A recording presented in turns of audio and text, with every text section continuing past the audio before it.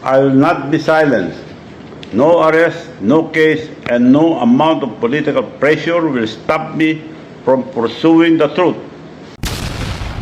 Brave 18, hindi aatras sa laban kontra malitagang.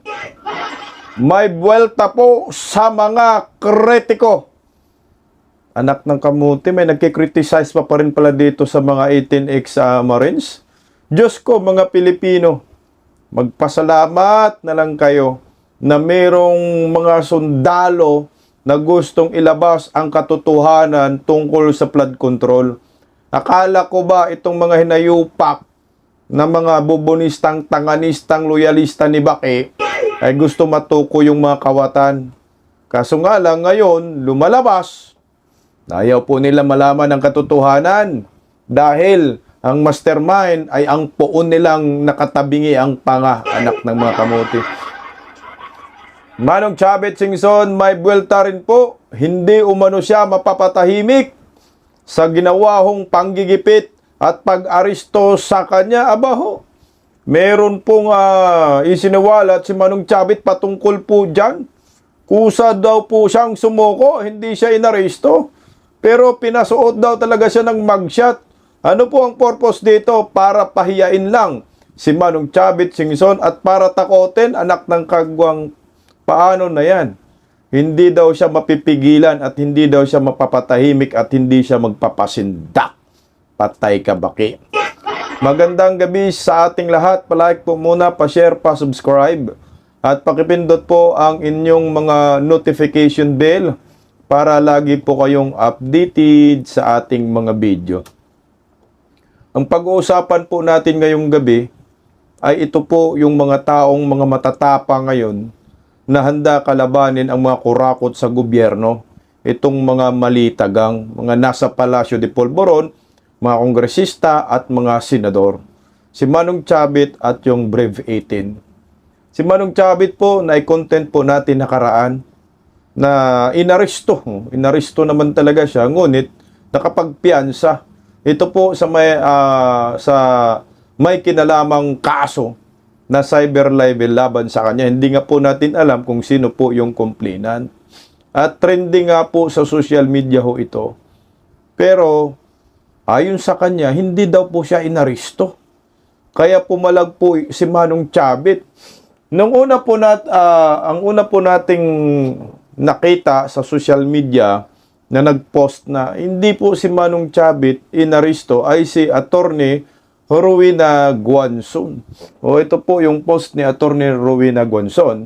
Pero pinatrending na po ng social media, ng mainstream media ang pagka-aresto kay Chavit Singson. Tayo rin po nag-content kasi yan man din po ang ating alam na talagang inaresto si Manong Chavit tapos nakapagpiansa. Ayon po yan kay Attorney Rowena Guanzon. Ito po yung sinasabi ni Attorney Rowena Guanzon. Hindi siya inaresto. Siya ay kusang sumuko. Nilinaw ni former Comelec Commissioner Attorney Rowena Guanzon na hindi umano dapat larawan na inaresto si dating Ilocos Gobernador Luis Chavit Singson sa gitna ng cyber libel case na kinakaharap nito. Ayon kay Attorney Guanzon, kusa itong sumuko sa mga autoridad. Aniya, hindi duwag si Gobernador Chavit Singson. Hindi siya inaresto, siya ang kusa nag-surrender sa pulis. Kusa naman pala nag-surrender, bakit sinabihang pinakalat ng mga hinayupak na bayarang media na inaresto? Ang payag ay kasunod na mag-ulat na si Singson ay inaresto umano ng mga otoridad batay sa warrant kaugnay sa kasong cyber libel. Kalaunan ay nakapagpiansa siya ng 60,000 at nakalaya rin sa parehong araw. Nagpahayag din na si Guanzon na pangamba sa epekto ng cyber libel case sa mga nagsasalita laban umano'y sa katiwalaan sa gobyerno. Sabi ni Attorney Rowena Guanzon, cyber libel ang charge. Pag ganito lagi, walang magsasalita tungkol sa mga katiwalaan sa gobyerno. Saan na ang freedom of expression? Ito kasi yung ginagamit nilang pananakot, itong cyber libel, no? Dapat i-decriminalize ba? Sa panahong ito, magbatikos ka lang, kaso ka kaagad eh. Ayan ang maliwanag, hindi po inaresto si Manong Chavit Singson, pero sa mga bayarang media, inaresto. Eh tayo, na-content din po natin na inaresto kasi nakamag-shot man eh. Pero kakaiba po kasi yung nangyayari kay Manong Chavit Singson. Ito nilabasan siya ng warrant of arrest. Naalala ko po itong si Harold Respecio na nilabasan din po siya ng warrant of arrest. Pero ang ginawa niya, inunahan na niya doon sa inunahan na niya yung warrant sa Regional Trial Court sa Maynila. Kusa siyang pumunta at tagain po siya ng piyansa. Ito rin po yung ginawa ni Manong Chavit Singson. Pakinggan muna natin ang balitang ito. Dahil pumalag si Manong Chavit, narito. Inalmahan ni dating Ilocos Sur Governor Chavit Singson ang proseso ng pag-aresto sa kanya kahapon sa kasong cyber libel.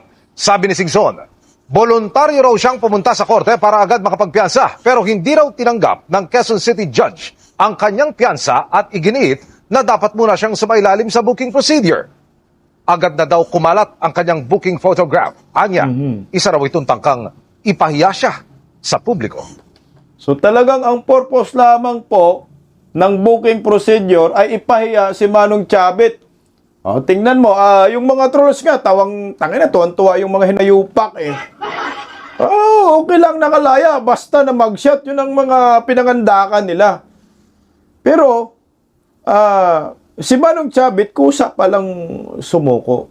Kusa pumunta dyan sa sa QC, Quezon City Regional Trial Court upang maglagak ng piyansa. Siyempre may abogado yan si Manong Chavit. Alam niya ang kalakalan. Putang na, bilyonaryo po yan. So yun lang palang purpose. Baka manakot lang sa mga nag-criticize. Tingnan nyo, si Chavit Singson, bilyonaryo yan. Yan, kinasuhan namin.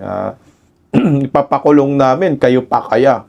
So sabi naman ni Manong Chavit dito, hindi nyo ako mapatatahimik. Ito po yung sabi ni Manong Chavit dyan.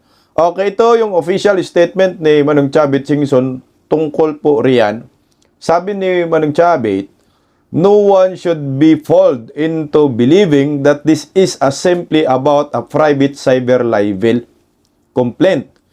If this is administration believes that the manner in which this case was handled will silence me, they are mistaken. I wear this arrest as a badge of honor. I respected the legal process and voluntarily sought to immediately post bail through the courts. However, the Quezon City judge refused to accept my bail and insisted I first undergo police processing. Talagang plano pala talaga nila ito na kahit maglagak yan ng pansya, hindi, pasuotin mo ng dilaw na damit tapos natin sa booking procedure. Ito it is not true that I was arrested at my residence. Kasi yun ang pinapakalat na-aresto daw sa Quezon City. What should have been a routine legal proceeding was an attempt to publicly humiliate me. Within minutes, my booking photograph was already circulating publicly. Ang bilis nga no, kumakalat yung booking, yung mugshot niya. So, ang nagpakalat yan, walang iba kundi yung judge. Sa Quezon City, ilang malita kaya yung naibigay sa judge na ito. That does not happen without authorization. So, wala po lang authorization yung paglabas. Naku, pwedeng mag-file ang kaso.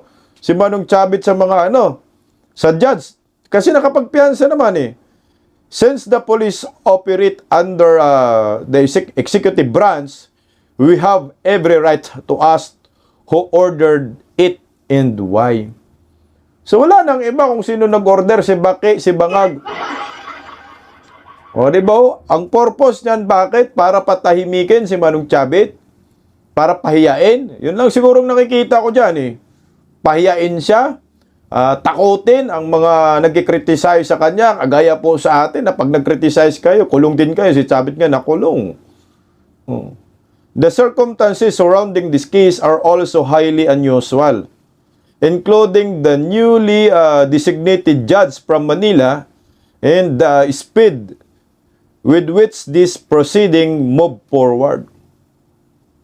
As I intensified my calls for a full investigation into the flood control controversy and sought answers regarding the use of flood control funds intended to protect Filipino communities from flooding, efforts to discredit and intimidate me soon followed. Ginigipit na nga ho siya eh. Diba kasi si Manong Chavit talagang maingay tungkol sa flood control. Gusto nga ho lumabas sa Senate Blue Ribbon Committee na inaabangan pa natin yung susunod na hearing under Senador Marcolita. Dagdag pa niya, hindi ba kapansin-pansin na habang lumalabas ang mga detalye ng korupsyon, ang mga nagsasalita tungkol dito ang siyang pinatatahimik at sinasampahan ng kaso?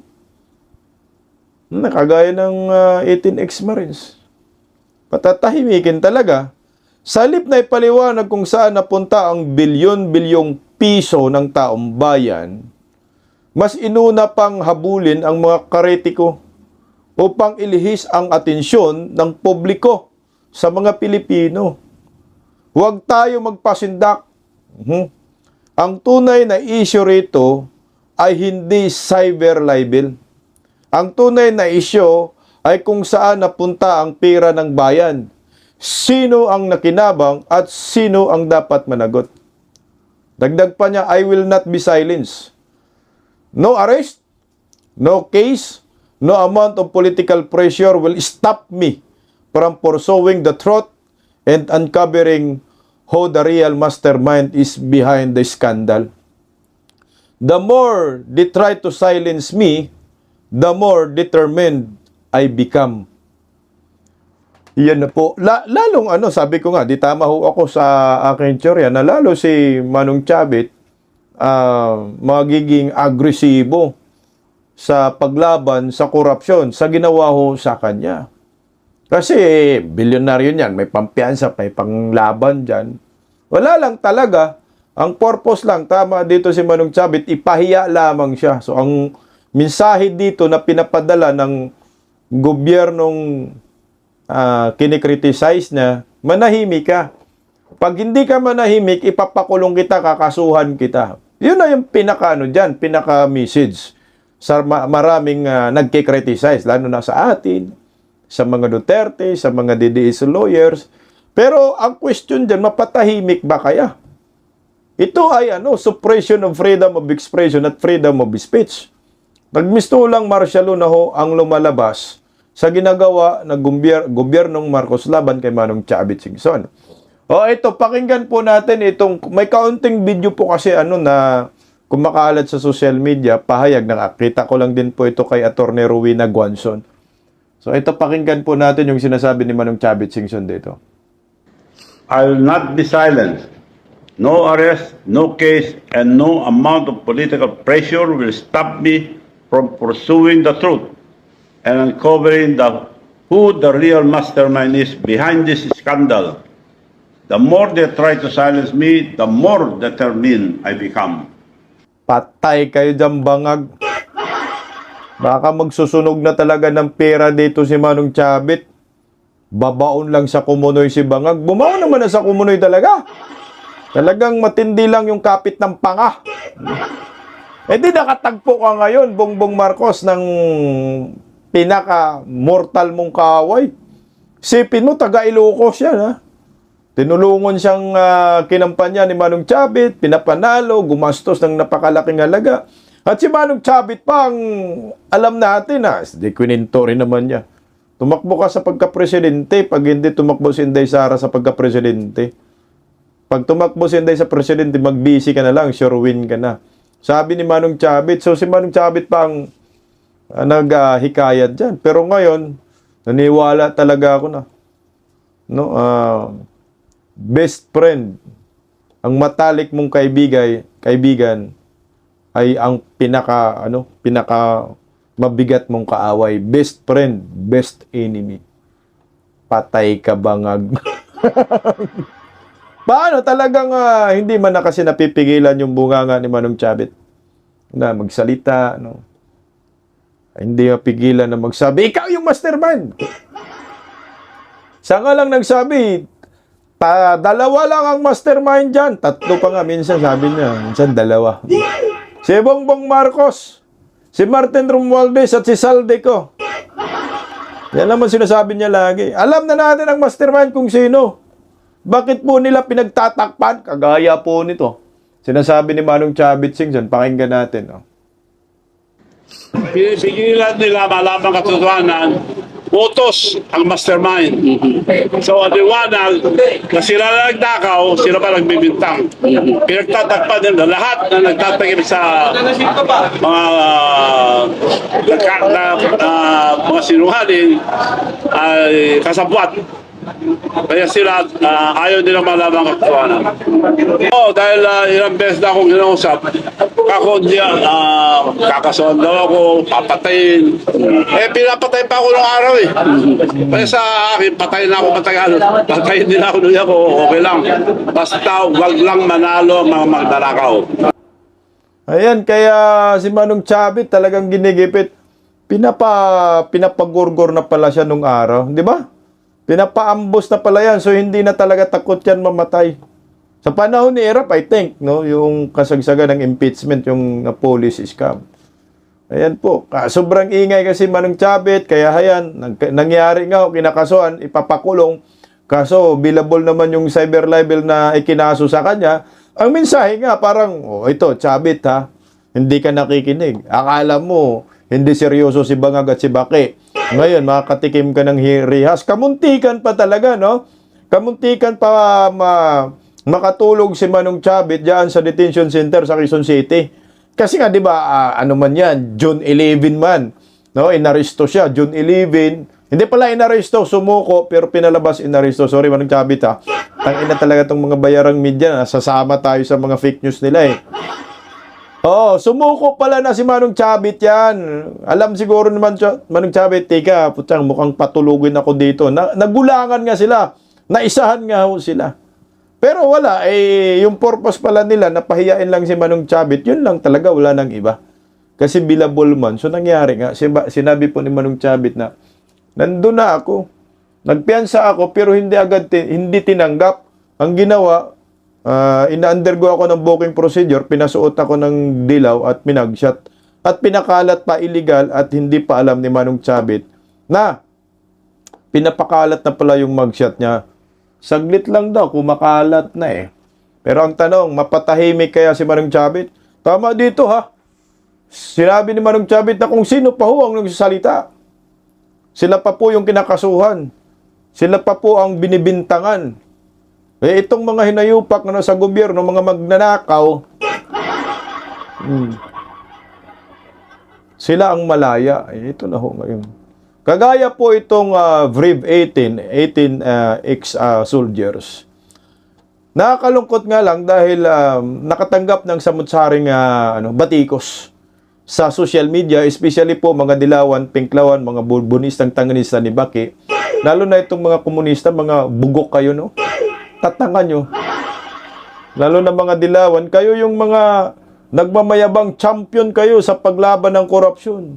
Kaya gusto po ninyong i-impeach si Vice President Inday Sara dahil di umano'y merong anomalya sa confidential funds.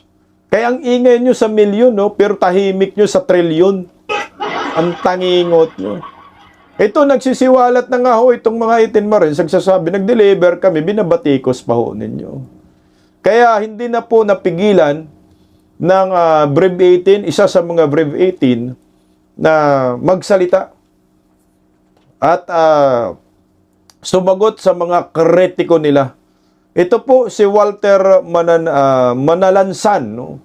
Si Walter Manalansan ay nagsalita po tungkol po sa mga nag-criticize sa kanila na ang sabi niya, hindi po sila aatras sa laban.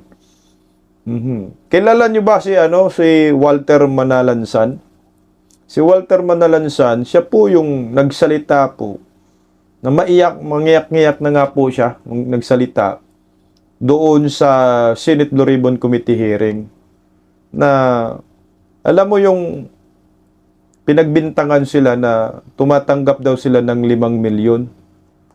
Naalala po nyo yun? Ang mangyayari siya, sabi niya, kung may 5 milyon ho na binayad sa amin, di ho sana yung kapatid ko ay mapaopera ko at hindi sana mamatay ngayong araw. Siya po yun. So ito, bakit po siya sumagot dyan? I-playback muna natin yung mga akusasyon laban sa kanila. Galing po kay yung hinayupak na Matibag. Parang abnormal si Matibag, no? Parang lang, ha? Ako, Budoy, Alam mo na nga kasalamin si Matibag, no? Pang Budoy style, no? Ang baduy mo, Budoy! Hahay! Ito po yung nagsimula, Kaya hindi na po nila napigilan sumagot. Kailangan rin po nila sumagot, di ba? May social media naman. Pakinggan natin. Base sa inyong statement, meron din sinumpang salaysay. Meron po kasi kami, sa NBI po, we function na meron pong mga tinatawag kaming alpha or assets na nag-gather po ng mga intelligence report dyan. So, he came across dito po sa parang, hindi po sa nilo talaga, but he is a partner of the daughter nung isa sa mga sa 18 na bodyguards. I think siguro for purposes na mas malinaw, pwede ko na rin siguro banggitin yung pangalan. Total, napadala naman siya nasa Actually, tatanong ko nga ano yung pangalan niya. Si Anselmo Taberdo po, yung isa sa Marines, na may anak siya, at partner niya po itong nakausap ng ating mga ahente. At nagpahayag po siya ng malayang pahayag, recorded din po ito, noong April 28. And I will also submit na nasa yung pong parang salaysay niya, ang kanyang pinirmahan, malayang pinirmahan, na sinasabi po rito sa salaysay na itong si Anselmo Taberdo ay isa sa mga doon sa 18 na in-approach ng grupo ni Mike Defensor at pinangamuan ng 5 milyong piso kapalit ng pagsasalita. Sinabi, malinaw pa nga po, sinabi mag-a-appear sa media at magkakaroon ng testimonya. So, doon po, pangako 5 milyon. At kaya kung binabanggit niya to, personal sa kanya, sinabi niya na silang magka-partner, na kung silang isa, ay pinangakuan ng 500,000 para makapag-negosyo sila. So, ngayon, nung tinatanong yung 500,000, doon po na ikwento na ang naibibigay pa lang daw ay 700,000. Pero eventually, bumalik po siya nung May 6 sa aming pong tanggapan para magdagdag pa ng kanyang testimonya at nilinaw niya na hindi pa pala nabibigay talaga yung 700,000, 350,000 pa lang yung nabigay. At utay-utay pa po itong naibigay. So, nung pong magkakaroon ng sila na nagpatawag dito nung June na yung parang pagdinig po nila dito, we contact itong person na ito to validate ulit. At katunayan, sinusurveillance at sinusundan pa rin naman po namin siya. Kasi nga po, kaugnayban dito, nagpadala lang kami ng subpoena kay Mike Defensor at doon po kay Anselmo Taberdo. Lo mo Matibag. Yan po yung nagsimula, kaya hindi na po napigilan ng mga Marines na ito na mag-post din sa sarili nilang social media. No, pinaratangan na meron daw mga offer na 5 million. Tangina no, may video recorded daw, mga hinayupak to si Matibag. Alam mo si Matibag, parang si Buying lang din yan Makita mo lang yung mukha, hindi pa nagsalita, parang gusto mo nang upakan. Kaya itong dating NBI, si Santiago, di ba Santiago yun? Umalis kasi nga, ito pala yung trabaho niya. No, binigay na trabaho, magsinungaling ka, manggulo ka, yun ang trabaho mo lang. Guluhin mo yung flood control, investigation, o sirain yung mga 18 ex-Marines. Alam mo Matibag, para kang sirang plaka, no? Ilang beses mo na pinatawag yung 18 ex-Marines dyan sa NBI? 2 beses. Tapos ngayon, gumawa ka ng issue, nagkaroon ng Senate Blue Ribbon Committee hearing dyan, sa Senado, gumawa ka ng kwento, putang ina, sinungaling kang animal ka. Sino bang maniwala kay Matibag? Si Baki lang, at saka si Bangag, at saka yung Gatchalian Black, mga hinayupak. Walang maniwala dyan. Kaya nga ito nga yung patunay, kagaya itong si bago natin ilabas, yung bagong pahayag ni Walter Manalansan, di ba ho, mangyak-ngyak pa nga ho siya dyan sa Senate Blue Ribbon Committee ni Senador Marcolita. Nasabi niya, hindi po totoo yan. Na kami ay tumanggap ng 5 milyon, nagpabayad kami. Hindi po. O ito, pakinggan. Kasi kung totoo, hindi sa hanap, buhay pa yung kanyang kapatid na mayroong sakit. O ito, pakinggan po natin yung kanyang panoorin natin. Narito. Sinasabi po nilang nakatanggap kami ng 5 million. Hindi po totoo yun kasi ako po, nagkaroon po ng tumor yung kapatid ko. Actually, namatay po siya ngayon eh. Kanina, yung kapatid ko. Sorry po. Namatay po siya kanina. Ngayong araw na ito? Yes po. Kasi ang nangyari, Tony Baligod, nung itong inyong pinagsama-samang salaysay ay lumabas na nga. Kung may pera po ako, naipag-umot ko na po ito eh. Alam po namin yun. Mr. Chairman. Yes.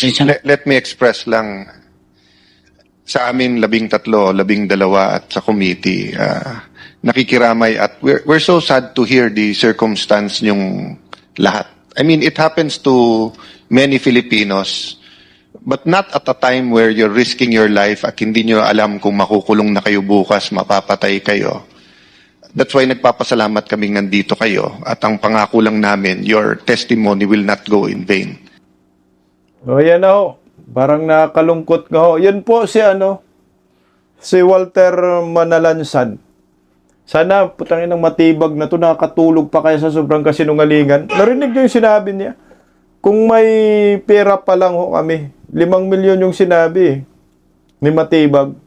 Yung kapatid kong may tumor, mapagamot ko sana. Hindi ho sana, buhay pa siya ngayon. Putang ina mong Matibag, kasarap mo sa pukin. O, ito po yung pinaka-latest, na post ni Walter Manalansan sa kanyang social media. O, narito. Basahin ko po yung buong post niya. Ito po ay makikita nyo rin sa kanyang FB. So, yung FB page po niya, hindi page to. Personal pong FB niya po itong pinopost niya talaga. Pero kung ginawa po yan, ginawa na pong poster ng ang balita ngayon. Ito po yung, teka lang. Ito yung post ni Walter Manalansan, sarili niyang FB page, yun po yung pangalan niya. Basahin lang po natin, isa po yung napaiyak, dahil sa bintang ni Matibag. #Brave18.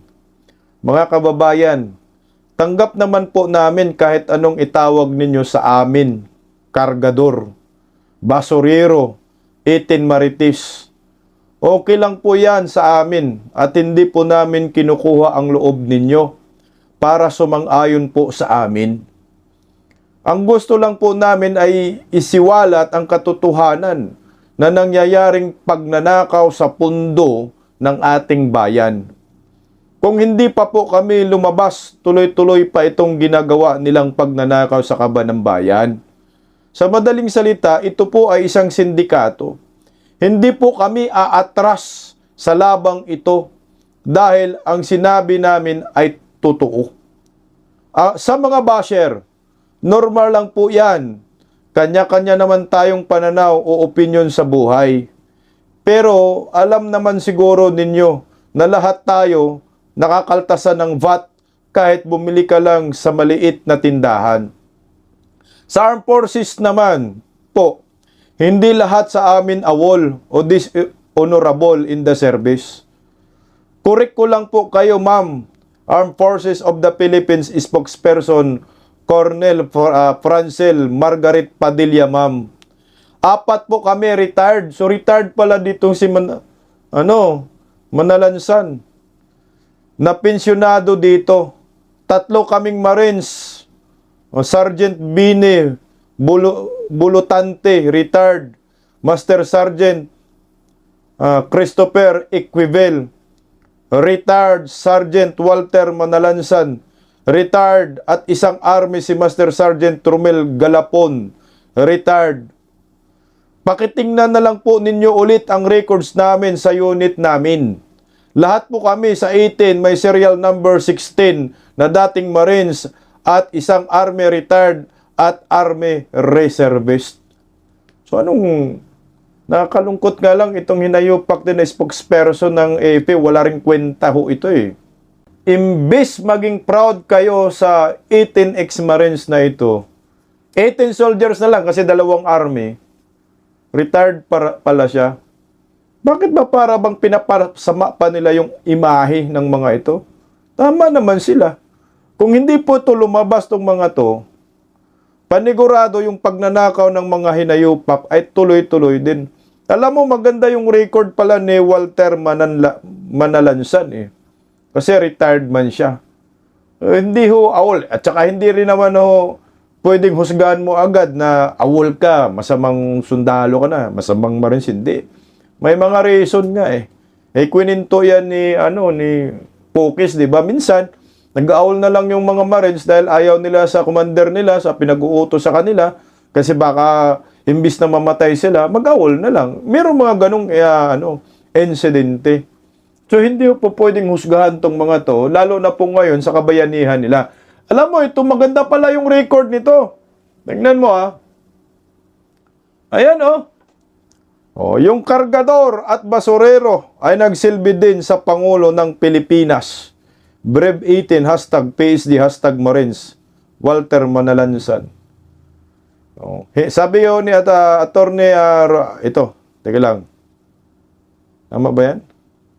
Ito, yung post na nga balita ngayon, nagsilbi din sa Pangulo ng Pilipinas. Nagbahagi ng mga lumang larawan si dating Marine Soldier Staff Sergeant Walter Manalansan upang ipakita na naging bahagi rin siya ng Presidential Security Group nung administrasyon ng yumaong dating Pangulong Benigno Noynoy Aquino III. Sa kanyang social media post, kalakip ang sideshow ng mga larawan na ipinahayag ni Manalansan. Ang kargador at basurero ay nagsilbi din sa Pangulo ng Pilipinas. Ang pahayag ay tinuturing na tugon na naging patutsada ni Senator Rapi Tulfo laban sa tinaguriang Brev 18, ang grupo ng mga dating Marines na nagsasalita kaugnay sa kontrobersyal na umano'y paghatid ng mga malita ng pera sa ilang personalidad na iniugnay sa isinasagawang investigasyon sa flood control projects. Sa mga naunang payag ni Senator Tulfo na hindi na itunuturing na mga bayani ang mga miyembro ng grupo at inalarawan ang ilan sa kanila bilang mga kargador o tagabuhat lamang ng mga malita, anak ng kagwang Tulfo. Ayan yung sagot. Sipin mo, nagiging PSG pa, nagiging Marines pa. Ano bang hinahanap ni Tulpok? Ako'y sarap pagtatampalin tong mga hinayupak na Tulpo ba? Imbis na hangaan tong mga to kasi ang tatapang yung pamilya nila nalagay sa alanganin. Ayan, binabas ba kayo mga bashers ng mga 18 ex-Marines?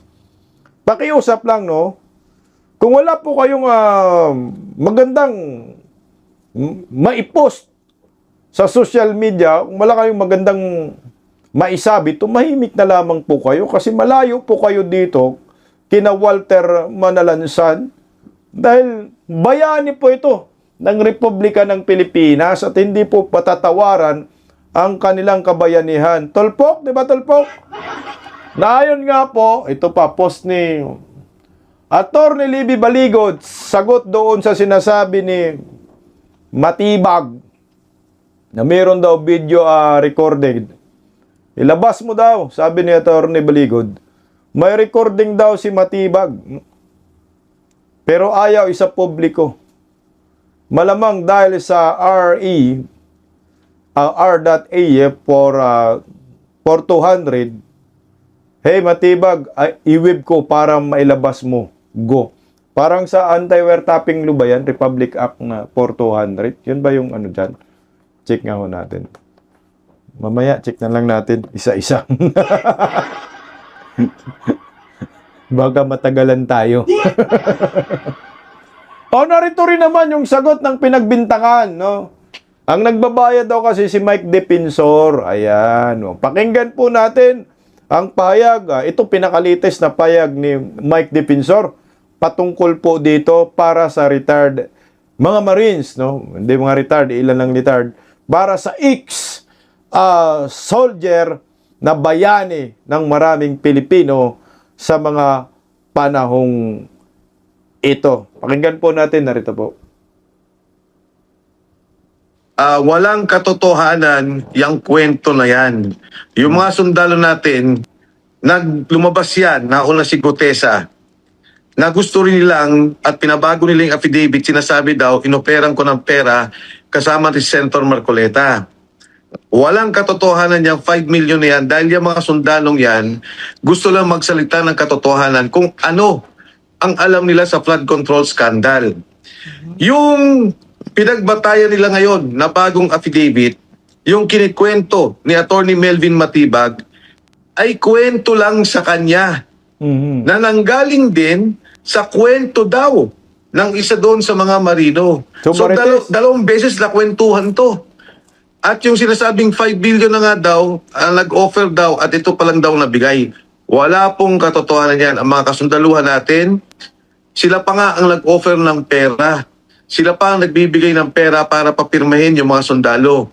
Pero yung mga taong yan, hindi na ho yan babaliktad. Dahil sila, nagulat sila nung nakita nila yung nagkakaroon ng investigasyon na bilyon-bilyon yung pera at yung palang binibit-bit nilang pera ay doon na lang galing. Kasi alam nyo, si Saldico, bago pa man tong hearing na to, isang kontraktor.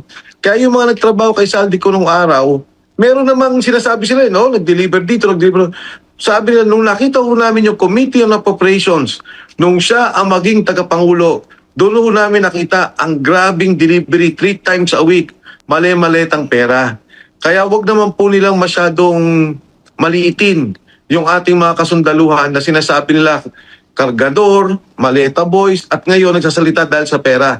Meron pa rin mga tao na nagmamahal sa bansa. Meron pa rin tao na nagmamahal sa kinabukasan ng Pilipino. Ang nangyari kasi nung sa Senado, binanggit ni Senate President Alan Peter Cayetano, sabi niya, may sinasabi, sabi niya si Attorney Marites Matibag na nag-offer daw ng 5 billion si Mike Defensor. Sinengasan niya ako, sabi niya, gusto mong umupo. Sabi niya, pagsalitain natin si Mike. Tapos pinagsalita na yung mga sundalo na yung isa pa nga naiyak na doon, yung binanggit ko yan, no, na may sakit yung anak ng isa, may kaso yung tatay ng isa. Tapos biglang si Sergeant Manalansan, sabi niya, kung may pera ako, napagumot ko sana yung kapatid ko may cancer. So biglang nag-iba na yung topic.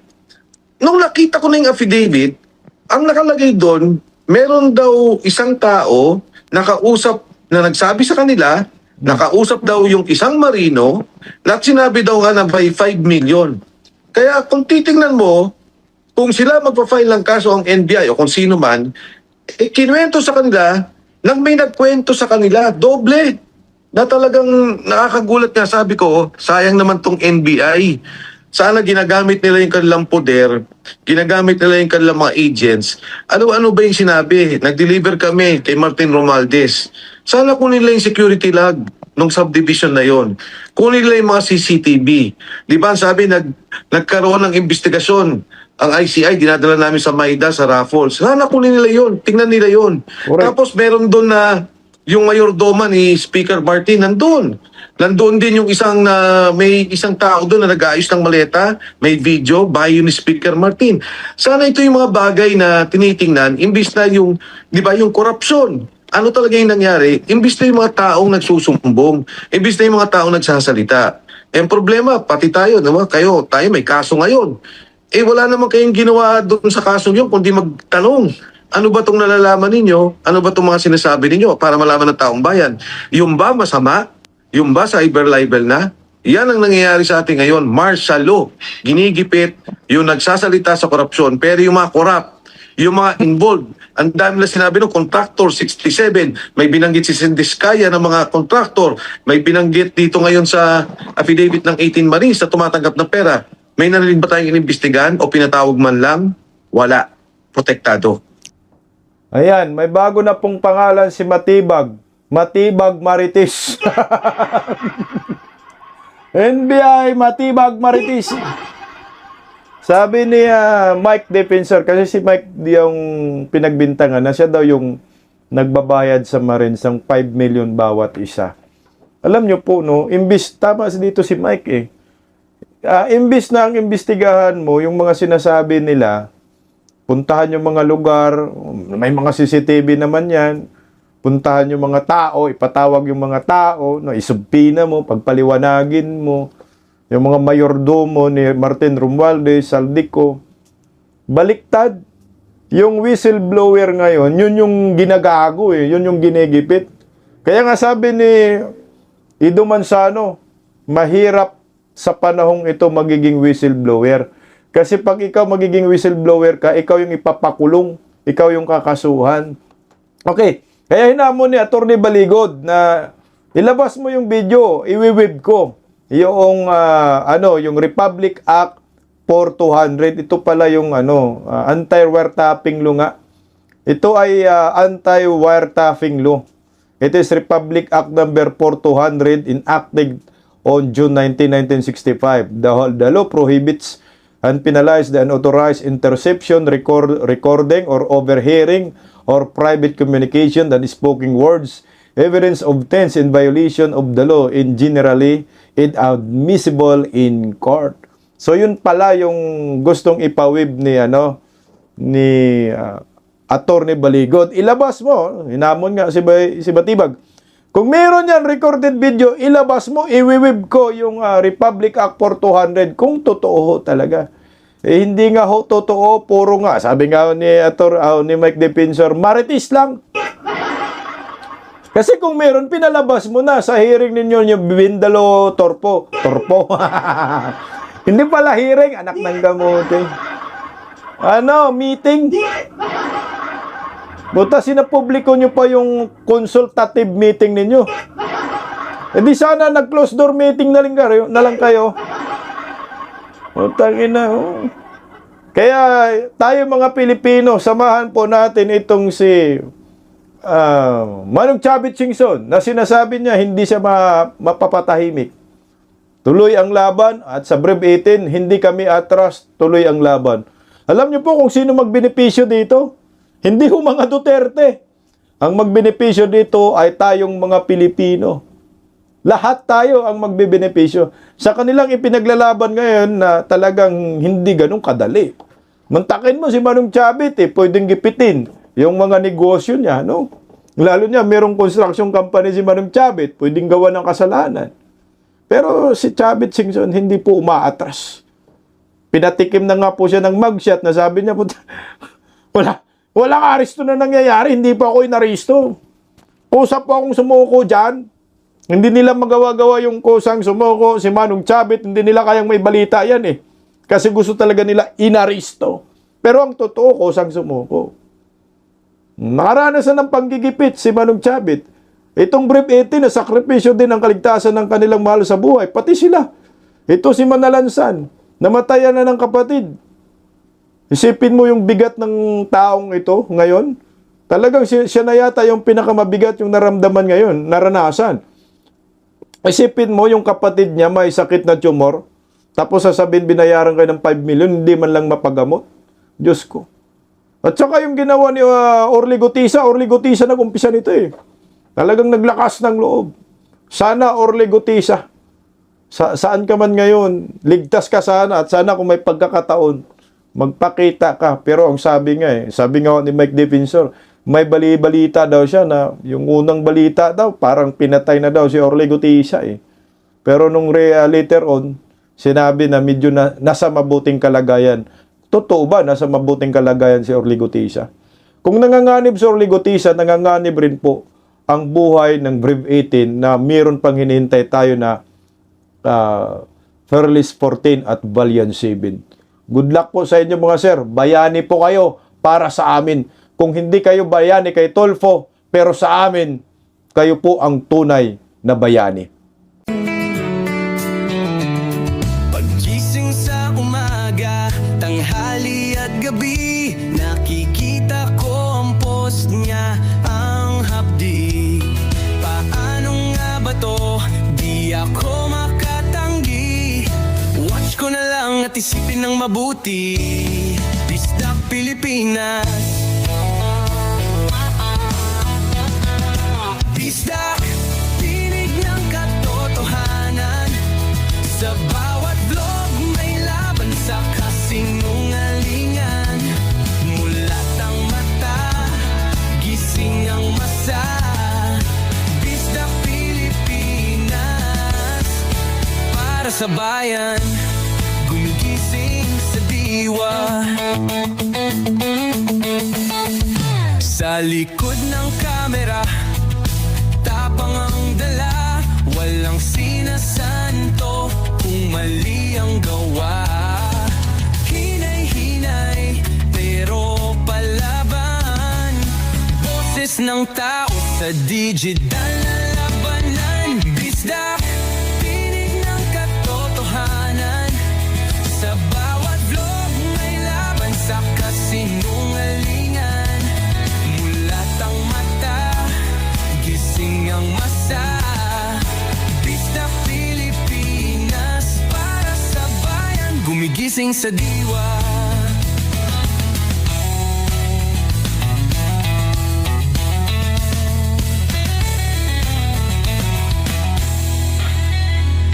Hindi artista, hindi politiko, pero ang katotohanan, sigaw niya ay buo.